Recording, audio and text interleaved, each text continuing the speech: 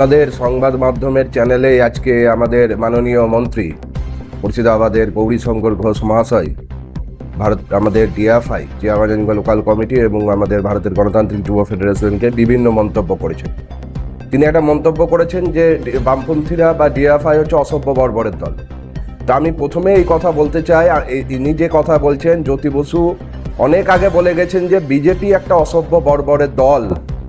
কারণ এরা আজকের দিনে দেখবেন মানুষে মানুষে জাতি ধর্ম ভাষা ধর্ম নিয়ে হিন্দু মুসলিম ভাগ করে চলেছে আসল দাবি দাওয়া ছেড়ে। এদেরই রাজ্যসভার সাংসদ অনন্ত মহারাজ নেতাজিকে অপমান করে, বলে নেতাজির বাপের ক্ষমতা নাই যেরকম আজাদ হিন্দ ফৌজ তৈরি করার। তো এরা নিজেদেরকে দেশপ্রেমিক বলে না, এরা নিজেরা বিজেপি আসলে দেশদ্রোহী।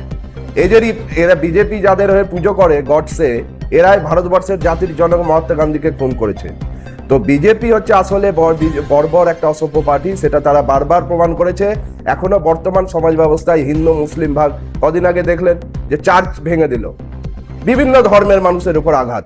শুধু এরা হিন্দু ধর্ম না, হিন্দু করে হিন্দু গরিব খেটে খাওয়া মানুষের উপর অত্যাচার করছে এবং বিভিন্ন ধর্মে ভাগ করে দিচ্ছে যাতে তাদের বিভিন্ন দাবি দাওয়া কমে যায়। আমাদের দাবি দাওয়া কি ছিল? জিয়াগঞ্জ পৌরসভার যে চার্জ অফিসার, তার কাছে যে আমরা দাবি দেওয়া রেখেছিলাম, আমাদের দাবি দেওয়া কি ছিল? জিয়াগঞ্জের নাগরিক পরিষেবা, রাস্তাঘাট যে খানাখন্দে ভরে আছে, বর্ষাকাল চলে এসেছে, সেগুলোর উন্নতি সাধন, ড্রেন পরিষ্কার, ড্রেনে জল যায় না এবং একটু বৃষ্টি হলে গোটা জিয়াগঞ্জ জলে ডুবে যায়, প্রায় আধ হাঁটু জলে। সেগুলোর দাবি দেওয়া নিয়েছি আমরা। সেগুলোর সংস্কার করতে হবে অবিলম্বে, বর্ষা আসার আগে। তো এগুলোর বিরোধিতা করলে ওনারা বলে দিচ্ছেন আজকে বিজেপির বিরোধিতা করলেই অ্যান্টি ন্যাশনাল, বলে দিচ্ছেন দেশ বিরোধী। উনি একটা কথা বলেছেন যে এখানে বিজেপি, এখানে কংগ্রেস, তৃণমূল, সিপিএম, আবার তিনি বাংলাদেশের জামায়াতকেও খুঁজে পেয়েছেন। আমাদের সঙ্গে আমরা যারা বামপন্থী ছাত্র যুব ছিলাম, তার সঙ্গে সাধারণ মানুষও ছিল, তারা তাদের পেটের দায়ে এই যে অন্নপূর্ণা ভান্ডার পাইনি বলে তারা এই যে সই করে গেছে, এই কাগজ আমরা জমা দেব। অন্নপূর্ণা ভান্ডার, বিধবা ভাতা, বার্ধক্য ভাতা পাইনি, 4 মাস ধরে বিধবা ভাতা, বার্ধক্য ভাতা পাইনি। অন্নপূর্ণার ভান্ডার এখনো পর্যন্ত আটকে, কিছু জন পেয়েছে, কিছু পাইনি, কবে পাবে তার ঠিক। এই কাগজের সই, এই কাগজ সমস্ত কিছু আমরা চার্জ অফিসারের কাছে জমা দেব। প্রয়োজনে গৌরীবাবুকে বলবো, তিনি আমাদের বিজেপির যে পরিচালিত বোর্ড, এখন আমাদের যে চার্জ অফিসার আছেন পৌরসভার, তার কাছ থেকে নিয়ে নেবেন। এই সাধারণ মানুষদেরকে আপনি জামাতি বলছেন? জিয়াগঞ্জের খেটে খাওয়া সাধারণ মানুষ যারা গতকাল এসেছিল তাদের দাবি দেওয়া নিয়ে জামাতি বলছেন? আপনার লজ্জা হওয়া উচিত। জিয়াগঞ্জের সাধারণ খেটে খাওয়া মানুষ, মধ্যবিত্ত নিম্নবিত্ত মহিলারা এর উপযুক্ত জবাব দেবে যে দাবি দাওয়া নিয়ে আসলে আপনি তাদেরকে জামাতি বলছেন, দেশদ্রোহী বলছেন। আসলে আপনারা দিন দিন দেশদ্রোহী হয়ে যাচ্ছেন। প্রশ্ন করলেই বিজেপিকে প্রশ্ন করলেই দেশদ্রোহী। সাধারণ মানুষ জাগতে শিখেছেন। আপনি বলেছেন যে কদিন পরে জিয়াগঞ্জে বামপন্থীদের মারধর করবে, কদিন পরে মারধর করা শুরু করতে হবে না। ভারতবর্ষের বিভিন্ন জায়গায় যন্ত্র মন্ত্র থেকে শুরু করে বিহার, তামিলনাড়ু, রাজস্থান, বিভিন্ন জায়গায় আপনাদেরকে মারধর শুরু করেছে। জিয়াগঞ্জের মানুষও জাগতে শুরু করেছে। জিয়াগঞ্জ 3-4 মাস পর বিজেপি বলে কিছু থাকবে না। বিজেপির কর্মীরাও বিজেপি ছাড়বে। যে বিজেপির এই যে জুমলাবাজি, অন্নপূর্ণার ভান্ডার দিব, অন্নপূর্ণার ভান্ডার বন্ধ, প্রায় 4 মাস ধরে বিধবা ভাতা, বার্ধক্য ভাতা বন্ধ। এখন শোনা যাচ্ছে অন্নপূর্ণার ভান্ডার নাকি পাওয়া যাবে না। আবার এখন বলা, আমাদের দিলীপ ঘোষ মাননীয় পঞ্চায়েত মন্ত্রী বলছেন যে পঞ্চায়েত বাড়িতে 1200 টাকা করে কর বসাবেন।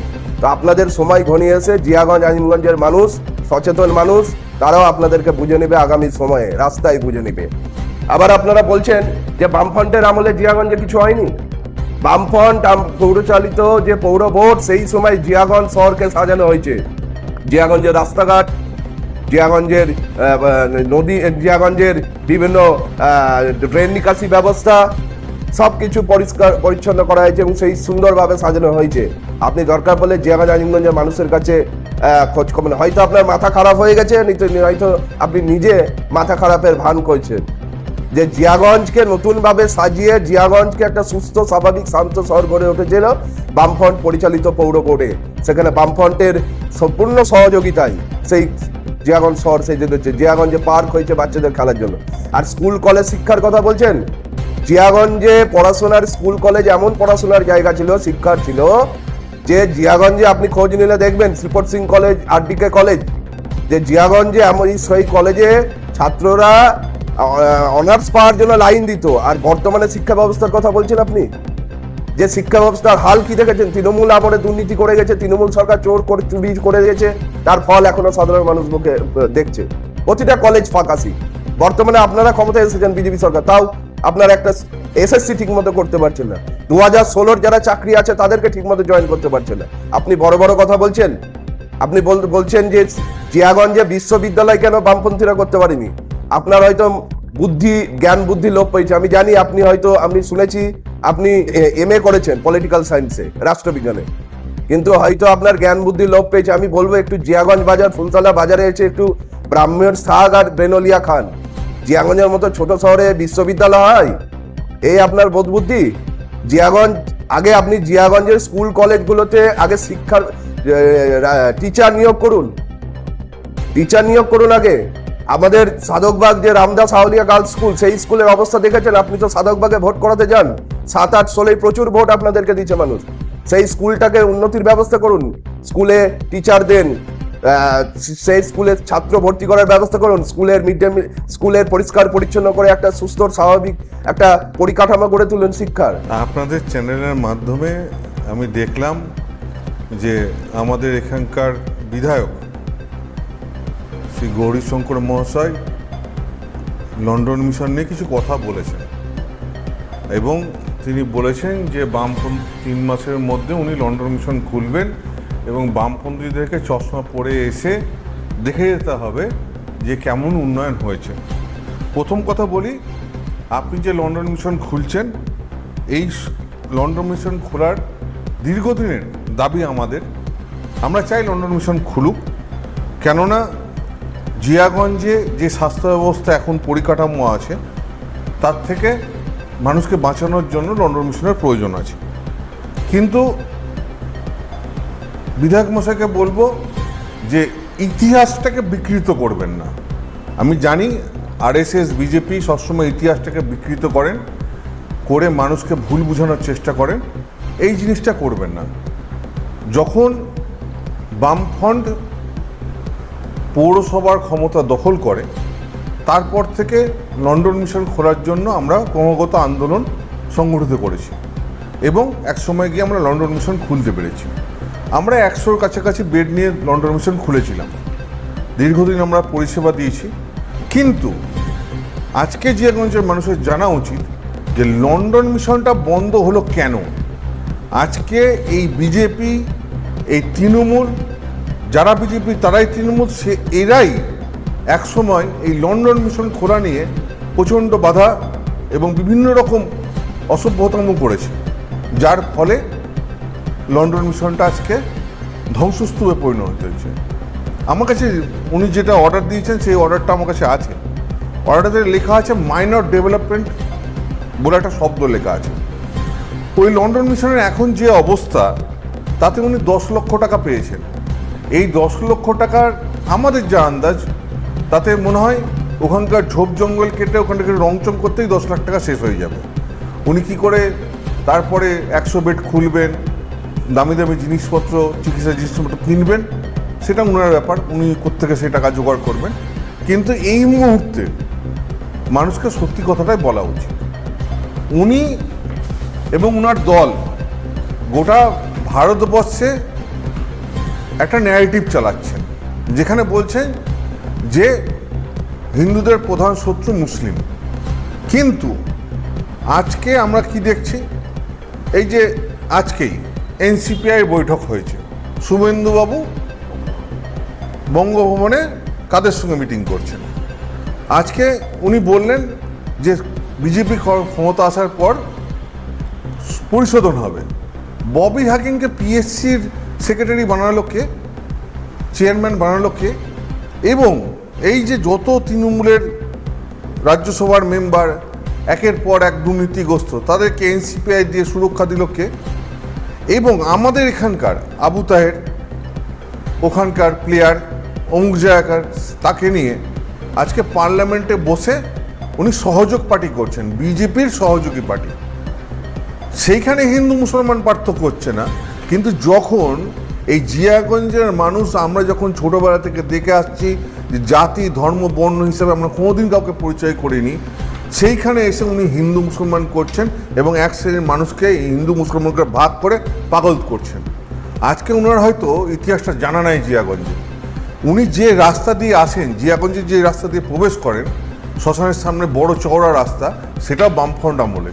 ওই যে গেটটা ওয়েলকাম জিয়াগঞ্জ, ওটাও আমাদের বামফ্রন্ট আমলে। উনি যে লন্ডন মিশনটা খুলতে যাচ্ছেন, সেটাও আমরা খুলেছিলাম। আজকে বলি, গঙ্গার পাশে দুই ধারে সৌন্দর্যায়ন কারা করেছে? আমরা করেছি। আজকে এই যে জল ব্যবস্থার গোটা পাম্পিং স্টেশন কারা বসিয়েছে? আমরা বসিয়েছি। আজকে গোটা এই যে আমাদের সামনে ঘড়ি মোড় থেকে গোটা রাস্তা বাজার মোড় পর্যন্ত চওড়া রাস্তা, এই ডবল রাস্তা কে করেছে? বামফ্রন্ট করেছে। আজকে আপনারা বলছেন যে ডিএফআইকে জিয়াগঞ্জের লোক একসময় তাড়িয়ে মারবে। আজকে বলতে হয় জিয়াগঞ্জের ডিএফআইয়ের ইতিহাস আছে। সল্টলেকের যে স্টেডিয়াম, এই জিয়াগঞ্জের ডিএফআইয়ের এক অনুদান আছে। আজকে যে তাপবিদ্যুৎ কেন্দ্র, সেই তাপবিদ্যুৎ কেন্দ্র জিয়াগঞ্জ তার জন্য রক্তদান করেছে। তো কোনোখানে কাউকে ছোট না করে, ইতিহাসকে বিকৃত না করে, ওনাকে বলবো 2014 সাল থেকে ওনার সরকার এসছে। উনি এর আগে 5 বছরের বিধায়ক ছিলেন। সেন্ট্রালি উনি কোন পরিষেবা আমাদেরকে দিয়েছেন?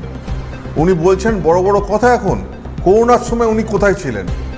যখন এই ডিএফআই রেড ভলেন্টিয়ার হয়ে বাড়ি বাড়িতে অক্সিজেন, খাবার, স্যানিটাইজ করে গেছে দিনের পর দিন, কোথায় উনি ছিলেন? তখনও তো উনি বিধায়ক ছিলেন। কী করেছেন জিয়াগঞ্জের জন্য?